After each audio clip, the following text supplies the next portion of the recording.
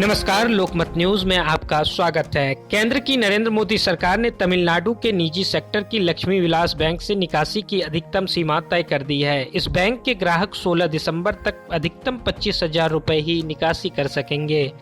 सरकार ने reserve bank की सलाह पर यह फैसला लिया है। यह बैंक आरबीआई से अनुमति लिए बिना न तो कर्ज दे सकेगा और न ही निवेश कर पाएगा। हालांकि ग्राहक विषम परिस्थितियों में मसलन इलाज, उच्च शिक्षा के लिए फीस जमा करने व शादी ब्याह की जानकारी देने के बाद अधिक पैसा भी इस बैंक से निकाल पाएंगे।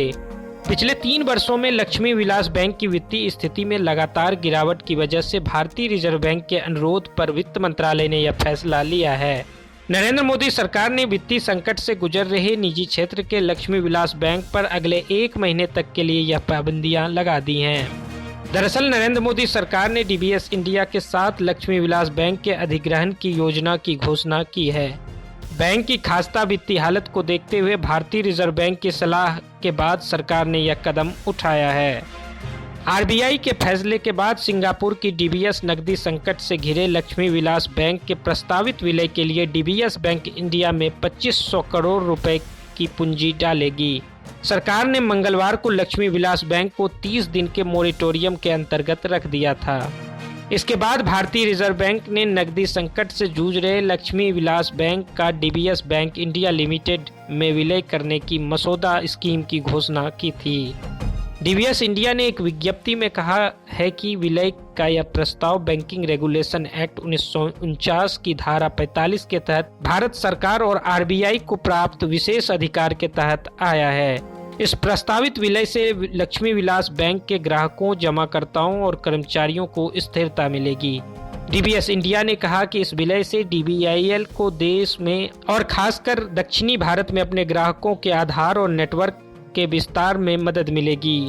उल्लेखनीय है कि दक्षिण भारत का सिंगापुर के साथ करीबी कारोबारी संबंध भी है। इस मामले में भारतीय रिजर्व बैंक ने मंगलवार को एक बयान में कहा कि बैंक की ओर से विश्वसनीय पुनरुद्धार योजना नहीं पेश करने की स्थिति में जमा धारकों के हित में यह फैसला लिया गया है।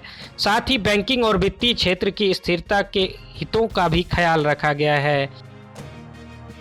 रिजर्व बैंक ने लक्ष्मी विलास बैंक के निदेशक मंडल को भी हटा दिया है और केनरा बैंक के पूर्व गैर कार्यकारी चेयरमैन टीएन मनोहरन को 30 दिनों के लिए उसका प्रशासक नियुक्त किया है। केंद्रीय बैंक ने कहा कि इसके अलावा कोई विकल्प हमारे पास नहीं बचा था। लक्ष्मी विलास बैंक की आधिकारिक वेबसाइट की माने तो लक्ष्मी विलास बैंक की 563 शाखाएं हैं, जिनमें 7 वाणिज्यिक बैंकिंग शाखाएं और 1 उपग्रह शाखा भी शामिल है। इसमें 5 एक्सटेंशन काउंटर और 974 एटीएम भी हैं। लक्ष्मी विलास बैंक का दावा है कि पूरे भारत में 16 राज्यों में और 3 केंद्र शासित प्रदेशों में उसकी मौजूदगी है।